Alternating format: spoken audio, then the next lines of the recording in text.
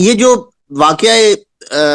Saqifah بنو سعدہ کے اندر جو واقعہ ہوا، ایک چیز تو طے، اچھا مگر اس سے پہلے اسی سے ریلیٹڈ بھی ہے کہ جناب رسالت مآب صلی اللہ علیہ وآلہ وسلم حضرت ابو بکر کو سورہ برات کی کچھ آیات دے کے روانہ کرتے ہیں. بعد میں وہی آ جاتی ہے کہ یہ آپ یا آپ میں سے کوئی، مطلب ظاہر ہے وہ مقام منیت ہے، وہ جناب علی علیہ السلام ہی وہ کریں گے. لیکن جناب رسالت مآب صلی اللہ علیہ وآلہ وسلم حضرت ابو بکر کو اگر اس کام پہ مامور کرتے ہیں جس میں آیات الہی کی تبلیغ کا کام ہے، تو اٹ مینز کہ وہ رسالت مآب صلی اللہ علیہ وآلہ وسلم کے نزدیک کچھ مذہبی اہمیت رکھتے ہیں. اگر جناب رسالت مآب صلی اللہ علیہ وسلم کے نزدیک وہ مذہبی اہمیت ان کی نہ ہوتی تو آیات برات تھی، ان کی تبلیغ کی، وہ ان کو بالکل بھی دعوت نہ دیتے یا ان کو حکم نہ دیتے، کیونکہ یہ پیورلی ایک دین اسلام کا کام ہے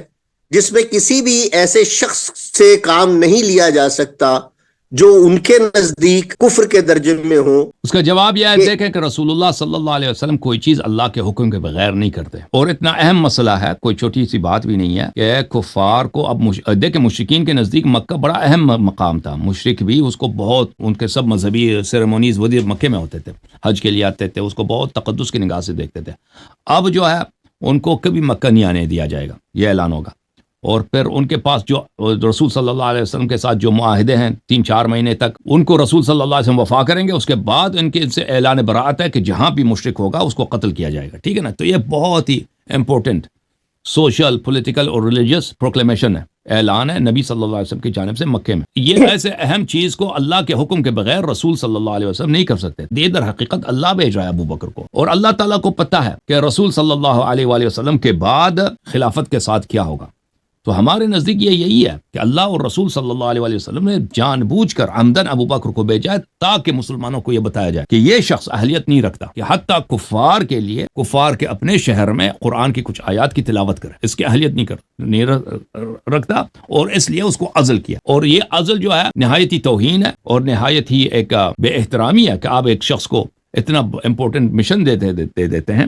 اور پھر اس کو عزل کرتے ہیں. اور اہم بات یہ ہے کہ ظاہری لحاظ سے دیکھیں تو ابو بکر اس کام کے لیے نہایت مناسب ہے، کیونکہ مکہ مشرکین کا گڑھ ہے، اور رسول صلی اللہ علیہ وسلم کے خلاف جتنے جنگیں ہوئی ان کا سینٹر مکہ رہا ہے. اور ان جنگوں میں جس شخص نے زیادہ مشرکین کا بالخصوص اہل مکہ کا خون بہایا ہے وہ امیر المومنین علی علیہ السلام ہے. امیر المومنین علی علیہ السلام اگر مشرکین کے درمیان جاتے ہیں، ان کے شہر میں جاتے ہیں اور ان کو ذلیل کرتے ہیں کہ اب جو ہے آپ مکہ نہیں آ سکتے، اور اب جو ہے آپ کو جہاں آپ ملیں گے ہم آپ کو قتل کریں گے. اور یہ ایسے ہیں کہ عرب جو ہے ان کے خون کے پیاسے ہیں، کیونکہ ان کو وہ بھولے تو نہیں ہے کہ انہوں نے ہمارے سرداروں کو انہوں نے قتل کیا، فلان جنگ میں میرے باپ کو قتل کیا، فلان جنگ میں میرے چچے کو یا میرے ماموں یا میرے بڑے بھائی کو قتل کیا. تو مکے میں کوئی ایسا گھر نہیں تھا جس میں سے 1 یا 2 کو امیر المومنین علیہ السلام نے قتل نہ کیا. تو حالانکہ ابو بکر کا ان کے ساتھ کوئی کینہ نہیں ہے، ابو بکر نے جنگوں میں کفار کا کوئی خون نہیں بہایا. تو اس لحاظ سے ابو بکر ایک بہت سیف آپشن ہے کہ ابو بکر جائیں وہاں پر. اس شہر میں ایک ایسا بوڑھا شخص ہے، بزرگ شخص ہے، نہ کبھی کفار سے لڑائی ہے، کچھ بھی نہیں ہے، نبی صلی اللہ علیہ وسلم سے کوئی رشتہ داری بھی نہیں ہے، اور یہ جو پڑھ کے سنائے گا یہ پڑھ کے سنا کے واپس آ جائے. اور علی علیہ السلام اس کے لیے ظاہری طور پر پولیٹیکل لحاظ سے مناسب آپشن نہیں ہے، کیونکہ مشرکین بالکل ان کے خون کے پیاسے ہیں، اور پتہ بھی ہے سب کو، ان کا داماد بھی ہے اور ان کے چچے کا لڑکا بھی ہے. رسول صلی اللہ علیہ وسلم کا کوئی اپنا بیٹا تو نہیں تھا. مسلمانوں میں اگر کوئی شخص ان کے بیٹے جیسا حکم رکھتا تھا نا، جو بچپن سے ان کے گود کا پایا پلا بڑھا ہے، وہ علی علیہ السلام ہے. تو ہر لحاظ سے اگر وہ علی علیہ السلام کو یعنی موت کے دہانے پہ بیچتے ہیں، موت کے منہ میں بیچتے ہیں، تو یہ مناسب نہیں ہے، کیونکہ ان کو خطرہ ہو سکتا ہے. لیکن رسول صلی اللہ علیہ وسلم پہلے ابو بکر کو بھیجتے ہیں. انہوں نے جو ان کو بھیجا ہے اللہ کے حکم سے بھیجا، اور اللہ ہمیں بتانا چاہ رہا تھا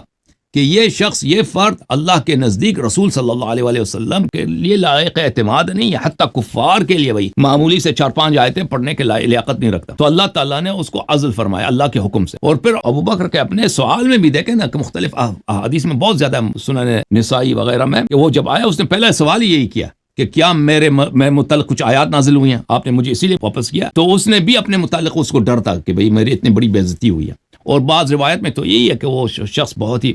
یعنی اپنے لیے حد کے حرمت سمجھ کے واپس آیا تھا کہ میری حد کے حرمت ہوئی ہے. تو یہ وجہ یہ ہے میرے عزیز میرے بھائی, اس کی اصل وجہ کہ اللہ تعالیٰ نے اس کو بھیجا تھا ہمیں بتانے کے لیے کہ بھئی یہ لائق نہیں ہے, تاکہ بعد میں اگر یہ خلافت سنبھال لیں تو لوگوں کو پتہ ہو کہ ایک ایسا شخص کفار کے شہر میں 4-5 آیتیں پڑھنے کے لائق نہیں ہے, وہ نبی صلی اللہ علیہ وسلم کا جانشین اور خلیفہ کیسے ہو سکتا ہے. حالانکہ ہم یہ دیکھتے ہیں کہ جناب عمر کے لیے اس طرح کی کوئی مذہبی ذمہ داری رسالت مآب صلی اللہ علیہ وسلم کی پوری جو ظاہری اس میں نظر نہیں آتی, صرف حضرت ابو بکر کی نظر آتی. اچھا